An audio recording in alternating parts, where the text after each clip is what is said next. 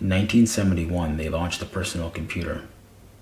What they launched was a microprocessor, the Intel 4004, the first general-purpose programmable processor, a building block going forward, and a building block required for every electronic device that we use today.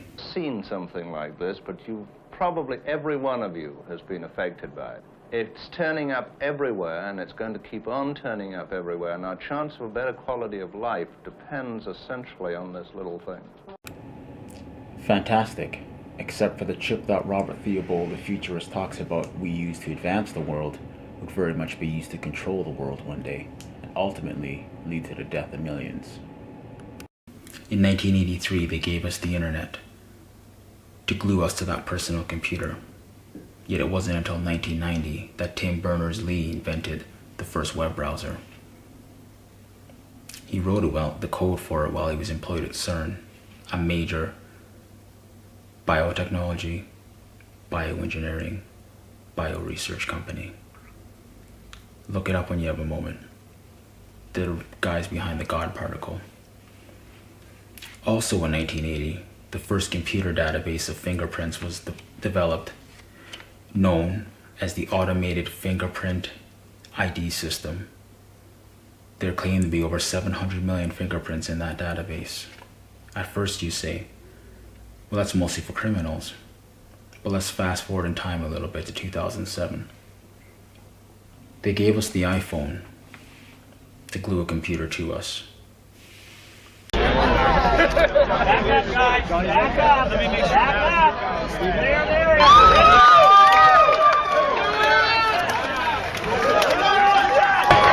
Thank you. Okay. Hey, guys.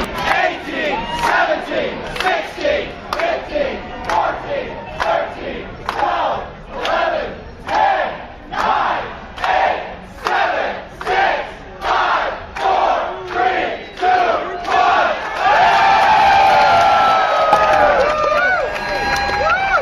1. Smashing success, I must add. I mean, who doesn't have a phone today? I mean, even the homeless people have phones, right? 2013, Apple launches the iPhone 5S with what? Fingerprint scanner built in. Oh, the convenience. Oh man, I don't have to use a pin anymore. That's so amazing. Listen, Apple isn't the first company to launch a phone with a fingerprint scanner. Motorola did with the Atrix a few years prior.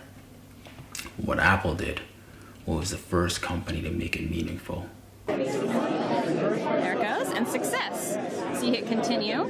So now my thumb is enrolled, and what's your name? Chris. So we can change. So different things. So you have different fingerprints on the That's right. on the You can same have up to phone. 5. So if you wanted one of your kids to enroll their fingerprint to unlock the phone and play with it, you can have up to 5 fingerprints And it per will device. have the different settings? No. Yeah. They had Touch ID ready to go. So it allowed you to pay for certain things. I think PayPal was able to do it at the time. And you were able to tie your fingerprint to your Apple ID to make purchases in the iPhone, in the App Store. 4 years later, you following the dots here? 4 years later, 2017, Apple launches the iPhone X, enabling what? Face ID. Here is iPhone 10. Now, unlocking it is as easy as looking at it and swiping up. And, let's try that again. Ho. Let's go to backup here. Now we have your fingerprint. Now we have your face, willingly. So listen. Every once in a while, everybody talks about, oh, my phone's tracking me, my phone's doing this, and my phone's doing that. Well, you just used your fingerprint. You just unlocked it with your face. Of course it's listening to you. If it's allowed to listen to you, what do you think they're doing with the fingerprints and the face grabs?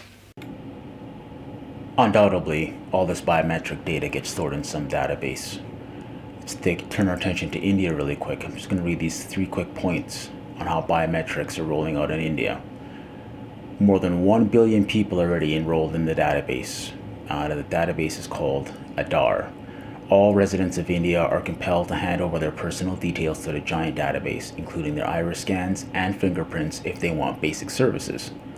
Indian residents cannot receive welfare, food rations, other benefits without being entered into the Aadhaar system.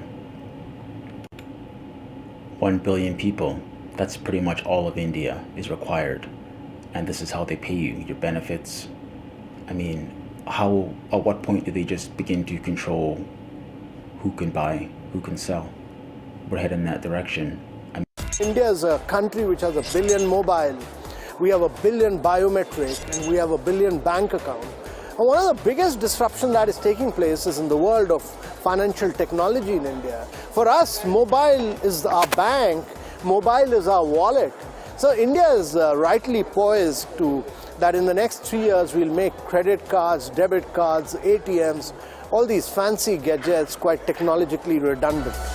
I mean, this technology is also being rolled out in Sri Lanka, Morocco, the Philippines, Ethiopia. Don't think it's coming to North America one day? Guess what?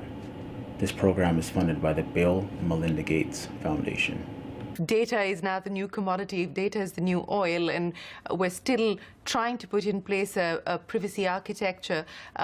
We've got the GDPR rules that have just been rolled out across Europe. What's your sense on regulation and its impact on the way we deal with technology in light of the new regulations? Well, certainly there will be privacy regulations about your medical record, your tax record, those things. That's all, an absolutely fine thing. GDPR is more about how the private sector deals with your records. There'll be other rules that have to do how the government deals with your records. The government, in some cases, has access to things that are even more sensitive, because of their role in healthcare. So I don't see appropriate regulation as slowing down if people are rational about it. It won't slow down the adoption of a global economic system where everyone is tracked biometrically right down to your... We're trading our freedoms for convenience. Well-known World Economic Forum advisor Yuval Harari has gone on record earlier this year to say, today you have hundreds of millions of people around the world who have no healthcare at all, or almost no healthcare, and they don't have a doctor to diagnose a disease and to recommend treatment and so forth. Within a very short time, you can have a much better AI doctor on your smartphone somewhere in a village in Colombia or in Congo than the president of the US has today for human doctors. I think the big battle in this regard in the 21st century will be between privacy and health will win. Most people will be willing to give up their privacy in exchange for much better healthcare based on 24 hours monitoring of what's happening inside their bodies. I guess very soon people will walk around with biometric sensors on or even inside their bodies and will allow Google or Facebook or the Chinese government or whoever to constantly monitor what's happening inside my body, so that the day the first cancer cell starts to multiply and spread, somebody at Google or at the health authority will know and will be able very easily to nip the cancer in the bud. And the day that a flu epidemic starts, they immediately know, oh, a flu epidemic is starting, and they know who are the people who are carrying it, and they can take very effective and quick and cheap action to prevent it. So the promises are enormous. The dangers are also enormous. Just think of, a place like North Korea. People walking around with these biometric bracelets, and you walk into a room and you see a picture of Kim Jong-un on the wall, and something happens to your blood pressure that the algorithm correlates with some bad emotion like anger, and that's the end of it. We're trading our freedoms for convenience, and we don't care. Bondage to the device, right? Earlier this year, Samsung released the S3B512C, one of the first biometric payment solutions that can match your fingerprint to your pay account at any existing not coming any existing payment terminal. To pay when you go to a checkout in future. That's because MasterCard has rolled out a new way of paying a bill, and it's with your face. The US finance giant's biometric checkout program uses the same technology that already unlocks your phone. AJ Bala is president of cyber and intelligence at MasterCard. It's a cool new technology which allows consumers to pay with a smile, their face, or just wave. So you can forget the clunkiness of taking your wallet out or your devices out or cards out. You just do your shopping, you go to the checkout and just pay with your face. It's as simple as that. The idea of biometric pay raises obvious privacy questions. MasterCard said it had given apps a set of standards they must comply with to keep security and privacy safe. The company also argued getting rid of passwords could make digital transactions safer, but not everyone agrees we should share our biometric data. Amos Toh is a senior researcher with Human Rights Watch. So the uniqueness of our biometric identifiers presents unique harms if they are being stolen as part of a data. Or be added to, say, something like a central database, first national. Then as these countries continue to work together like they do, perhaps a global database.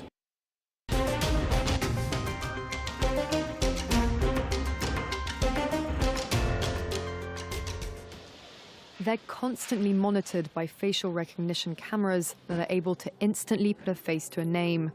Now the Chinese are also ranked, given a mark out of a possible 950 points. A score in the 700s is considered good. Around the 500 mark is not. For now, the number is a sort of bank credit rating, keeping track of everyone's spending habits. I think being ranked is a good thing. A society has to have rules. It forces us to be well behaved. It may seem scary, but it's just like that here. We're used to it, and anyway, we don't have a choice. But in an effort to keep all of its subjects in line, Beijing is taking the system a step further in 2020. It's aggregating data gathered by banks, private companies, and the state to rate if someone's a good or bad citizen. By using the most data possible, the so-called big data, the system will play an important role in rebuilding a moral society. The state will go over every detail of a person's life with a fine-tooth comb. Their financial situation, spending habits, career, even behavior on social media. Criticizing the government online or displaying outward signs of wealth is a no-no. On the other hand, praising the party or giving blood increases your social credit. Xiao Wen-Wang is a model citizen. She lives in Nanjing, a testing ground for social ranking. Married with a child, she has a job in a retirement home, no debts, and she wouldn't dream of jaywalking. As a good citizen, I respect the rules of the road. If I didn't, I'd lose points on my social credit. In theory, everything can be taken into account in the social score, even the most innocuous errands like supermarket shopping. When Xiao Wen-Wang makes an electronic payment, her purchases tell the state a lot about her. Buying cigarettes would count against her. On the other hand, nappies show she's an attentive mother. Beer could indicate alcoholism. She'd be better off buying water. In this pilot city of 8 million people, there are only 18,000 model citizens. For Xiao Wen-Wang, there are perks to be had, such as paying half price for the bus. I get discounts for all public services, even at museums. And the library is free for me, thanks to my score. A good score brings benefits, but people with low scores lose rights. The cinema names and shames people considered untrustworthy, plastering their details, even their addresses, across big screens. It's a matter of principle. Those people have to be condemned. Those people aren't honest, so they have to pay the price. It's only right to pay your debts. You have to blacklist those that don't. The Supreme Court has created a blacklist for so-called bad citizens, those whose ratings have dropped to 0. On it are companies, but also 23 million people to date. Among them is this journalist Liu Hu. He got a little too close to uncovering corruption among high-profile party members. After being sued for defamation by the subject of a story he'd written, he was blacklisted. But he only realized when he tried to buy a train ticket and was told he was banned from traveling. That tells me I'm still on the blacklist. Punished because he's been branded untrustworthy by the state. Once you're blacklisted, you can no longer get a bank loan, start a business, buy an apartment, or even send your children to a private school. Yu Hu is among a tiny minority of people who have dared to criticize the system, which some are calling a digital dictatorship. I worry, because I think many people like me will be deprived of individual freedoms, and all of us will live with restrictions of one kind or another. After our meeting, Yu Hu learned that his name had been removed from the blacklist, but he still has a long way to go if he doesn't want to languish at the bottom of the social credit hierarchy. All of that in light of the new executive order from the White House, number 14081, which purpose is to advance America's biotech and biomanufacturing industry to aid in, you guessed it, healthcare, climate change, energy, food, and security. What they didn't put in there, but we all know it is. This is a push for bioengineering. We need to manufacture advanced biotechnologies here in the United States. That executive order will skyrocket, well, this kind of tech. Try to achieve the same results as a human brain, but through different methods, or do you try to copy the way a human brain achieves results? I mean, the essential elements of an AI neural net are very similar to a human brain neural net. Like the thought of programming something that is eventually going to be smarter than us, that one day it's going to be like, why did you do it that way? Like when artificial intelligence becomes sentient, they're like, oh, you tried to mimic yourself. Like, this so much better process. Cut out all this nonsense. Like I said, there are elements that are the same, but just like also like an aircraft does not fly like a bird. Right. You know, it doesn't flap its wings. The way the wings work and generate lift is the same as a bird. If someone ultimately does get a Neuralink installed, what will take place? Basically implanted in your skull. So it would be flush with your skull. So you basically take out a chunk of skull, put the Neuralink device in there. You'd put the electrode, you'd insert the electrode threads very carefully into the brain, and it can interface basically anywhere in your brain. So it could be something that helps cure, say, eyesight, like returns your eyesight, even if you've like lost your optic nerve type of thing. Really? Yeah, absolutely. Hearing, obviously. I mean, pretty much anything that it could, in principle, fix almost anything that is wrong with the brain, and it could restore limb functionality. So if you've got interface into the motor cortex and then an implant that's that's like a microcontroller in your muscle groups, you could then create a sort of a neural shunt that restores somebody who's a quadriplegic to full functionality, like they can walk around, be normal. Whoa! Say 1-inch diameter piece of skull with this Neuralink device, and that has a battery and a Bluetooth and an inductive charger. Then you also got to insert the electrodes. So the electrodes are very carefully inserted with our robot that we developed.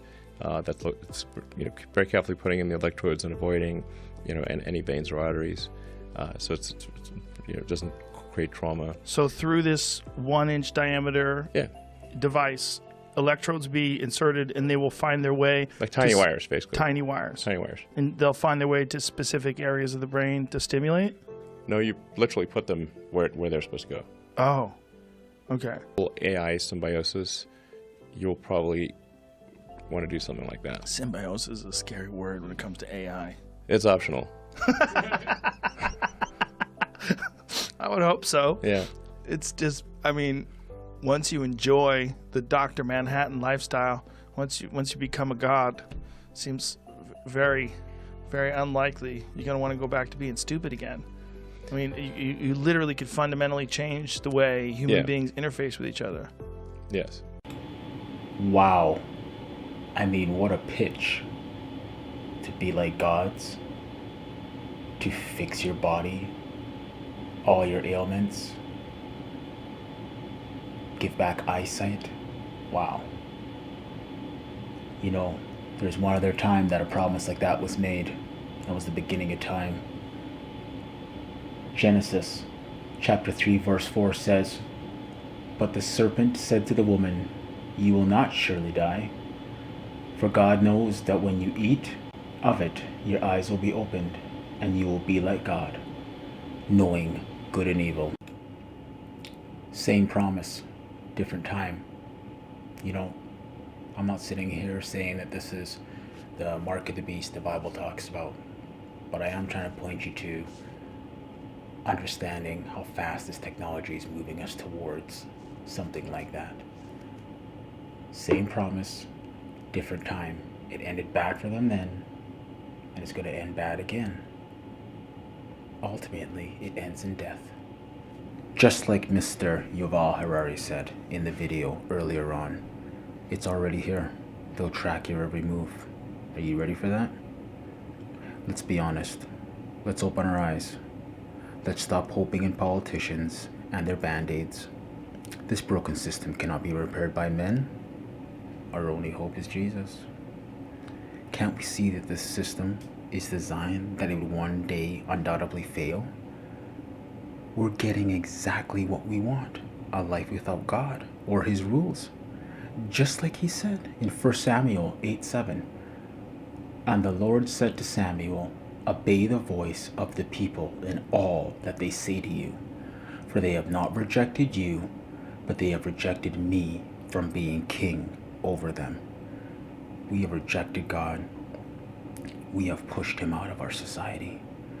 We have built our lives and our houses and our homes and we embrace our freedoms and our abortions, and we embrace our hate, and it's just like we're getting exactly what we deserve. A life without God and his love, which is what he wants to pour through us. Every man, woman alive today, you can remember times past, times that were better. And where is your hope for the future? The Bible teaches things are going to get worse. On biometricupdate.com, I'm just going to read the first and last sentence of this article. Just think back to what Joe Biden said as he talked about the need to quickly advance bioengineering, biotech. The U.S. Army signed its directive to set policies for biometrics collection, anticipate future needs. The U.S. Army has signed its first biometrics directive to consider how we will use the technology in the future and what it needs to do to support the development and deployment of new biometric technologies. Biometrics collected by the U.S. military are held in a Department of Defense database, which is interoperable with the databases held by the FBI and Department of Homeland Security. We can see these technologies converging, right? We can see where this is headed. Where is it going to be deployed? Well, firstly on these people, right here.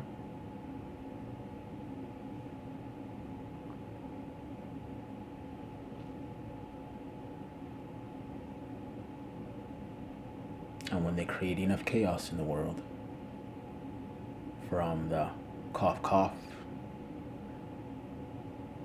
to the wars and rumors of wars, there'll be another and another. The financial system continue to crumble.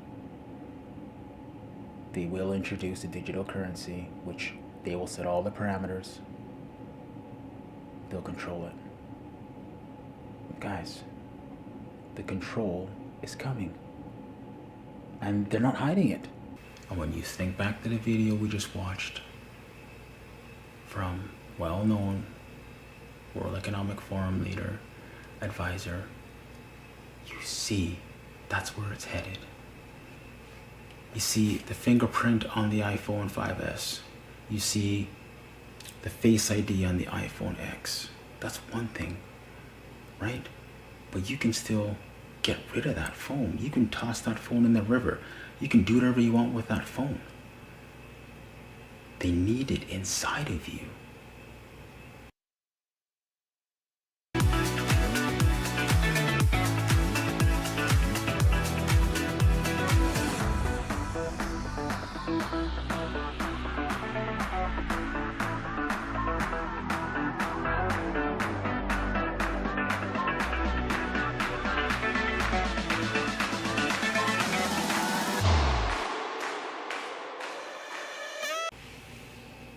Jesus said in Revelation chapter 13, starting at verse 16, "And he causes all, the small and the great, and the rich and the poor, and the free men and the slaves, to be given a mark on their right hand or on their forehead, and he provides that no one will be able to buy or sell except the one who has the mark, either the name of the beast or the number of his name." Revelation 14, starting in verse 9.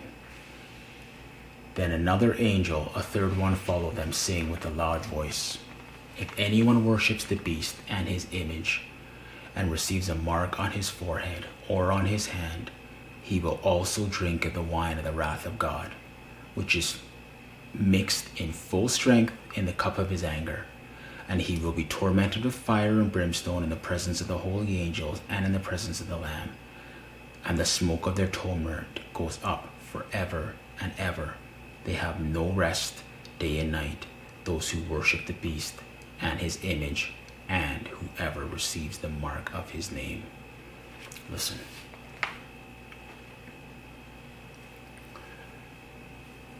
This mark is going to be more than just a way to buy and sell. When they tell you, listen, it's for convenience. It's convenience. It's just going to make your life so much easier. There's no coming back from it. There is no coming back. I believe these foundations are just being laid. The control is slowly being taken away from us, and we're just giving it slowly. This is going to divide. It's going to divide, and it's going to come to life or death. Jesus promised, "Believe in me, and you will be with me when I come for my saints. You will escape this hour of trial that is coming upon the whole earth to test all men." Just trying to connect the dots. There's a push for this globalism. There's a push for this everybody controlled for a reason. The inflation, the chaos in the world, the wars, and the rumors of wars. I'll end this video with this. I've done my best to show you over the last half century the absolutely incredible speed that technology has been moving us toward a future dominated by a beast system prophesied by the Bible that would one day hold the entire world in its grip, until our Savior Jesus Christ would descend from heaven and destroy this beast kingdom that will be completely consuming mankind, persecuting, murdering Christians, along with any nations not following its rule. And thus upon Jesus crushing that kingdom, he will establish his own rule, ruling from Jerusalem with an iron rod in the millennium. These technologies will make the beast rule inescapable. The escape will be death or hope in Christ, which will most likely be both. He who has ears to hear, let him hear, Jesus said. They are getting ready. Are we? Awake, O sleeper. We are in a jungle and we have two big elephants trying to become more and more nervous. If they become very nervous and start war, it will be a big problem for the rest of the jungle. You need cooperation of a lot of other animals.